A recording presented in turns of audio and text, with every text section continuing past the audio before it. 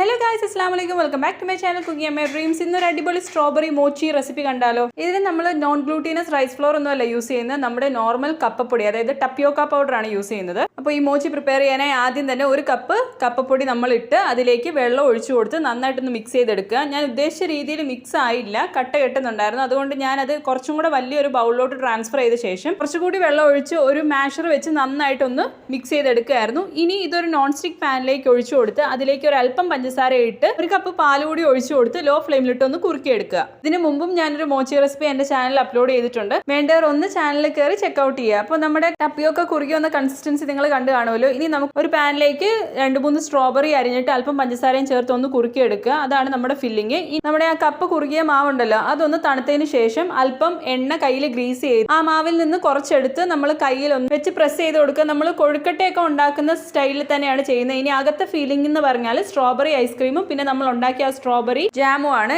ഇനി വെച്ച് കൊടുത്ത ശേഷം നന്നായിട്ടൊന്ന് ഉരുട്ടിയെടുക്കുക. ഒരു 3 to 4 hours ഫ്രീസറിൽ വെച്ചൊന്ന് ഫ്രീസ് ചെയ്യുക. പ്രത്യേക ടേസ്റ്റ് ആണ്. എല്ലാവരും ട്രൈ ചെയ്ത് നോക്കി ഫീഡ്ബാക്ക് കമന്റ് അറിയിക്കുക. It's me Shana signing off. Take care. Allah Hafiz.